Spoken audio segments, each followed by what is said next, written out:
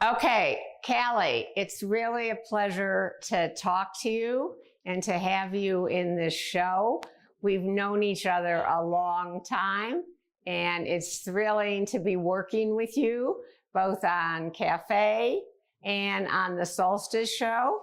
And I love this piece in particular.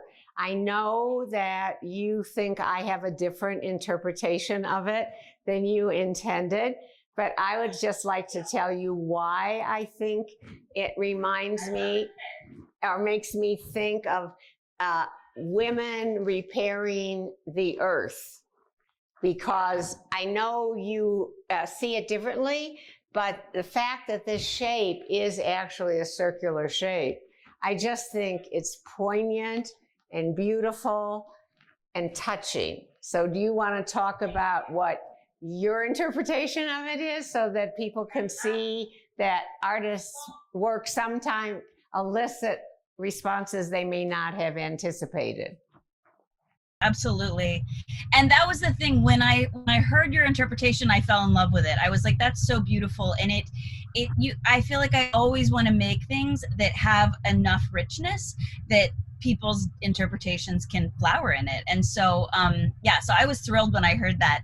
And for me, the thing that it made me think of is a concept called tikkun lom, I think is what it's called. And it's like within Judaism, and it's this concept that we repair the piece of the net that's like closest to us. And so that's what I thought of. Tikkun olam. Tikkun olam. Yes, I always have loved that concept. So that's what made me think of when you talked about sort of repairing the earth and how so the drawing itself is a friend of mine, and I was sort of inspired by Vermeer's lace maker. I just saw her sewing and I was like, oh God, there she is. She's the lace maker. And so I started to draw her. But then of course the question of, what image is she working on? In one of the sort of little point of overlay that I found between this idea that she's repairing the earth is that, and the connection with how this project started, is that right within the center of the image, you see a skeleton and it's a little hidden. And then to the side of it, there's an Eve character and she's pulling the apple. And the reason I saw an old etching, and it showed a skeleton at the center of the sort of garden of knowledge, and I had this sense of that old story, as being about a recognition of our own mortality. And so thinking about if we could, as human beings, get more comfortable with recognizing our mortality and accept that as part of the process of life, I think we wouldn't be in such a crisis of destroying the environment the way we are, because we would feel ourselves within the cycles. And so I really felt that was a kind of a natural connection with your body of work that started this whole project. Well, Kelly, you can't see it, but your work, this drawing hangs right across from an Italian artist, and there is a shadow figure in his work as well. You don't know if it's feline or human, but it's also a kind of shadow image that is behind this veil. And all of his work is done with natural materials. And so like blueberries, and he stains work. But I think it would be good if we talked a minute about Create Art for Earth so people understood the relationship of the Solstice show. Why don't you talk a little bit about it? So, you and I, like you said, have known each other for a while and have been thinking about, what are the ways that we could connect. And I know that you were, in the middle of this process of kind of understanding death and extinction, and got this inspiration to start the project. And I think, because I'm somebody that also has worked on a lot of very collaborative projects, it seemed like kind of a natural fit to say, like, how can we rally different parts of our community and our team like into this effort. And so you reached out to me. I was totally excited. And so we've been kind of working together with a group of people, with you and Jane Fonda and Hans Ulrich Obrist and the National Museum of Women in the Arts and Greenpeace, and trying to sort of essentially grow a movement. within sort of circles of movements that are already happening. And so for me, the project has been about kind of taking a moment to consciously relink my creative process to all of the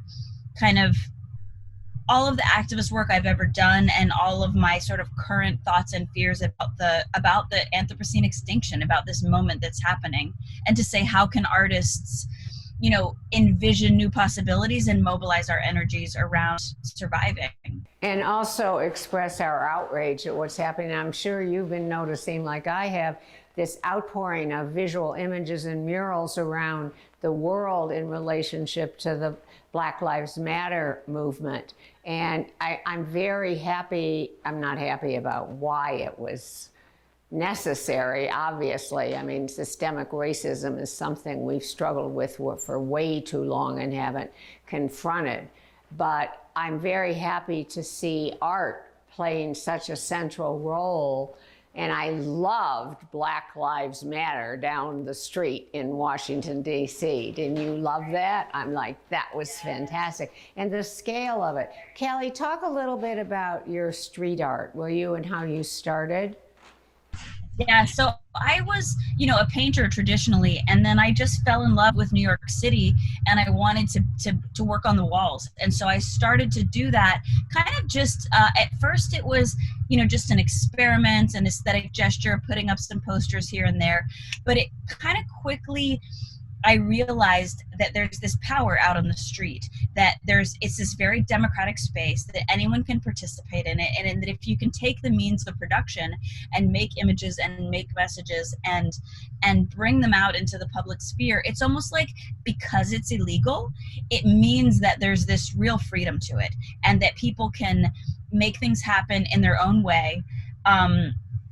And so I think that the expression out on the street becomes like this absolutely vital lifeline for how we keep messages going, how we sort of push back and create change, because anytime there's not a space within an establishment for a certain kind of message, you can always make it happen out on the street, which is what we see people doing right now.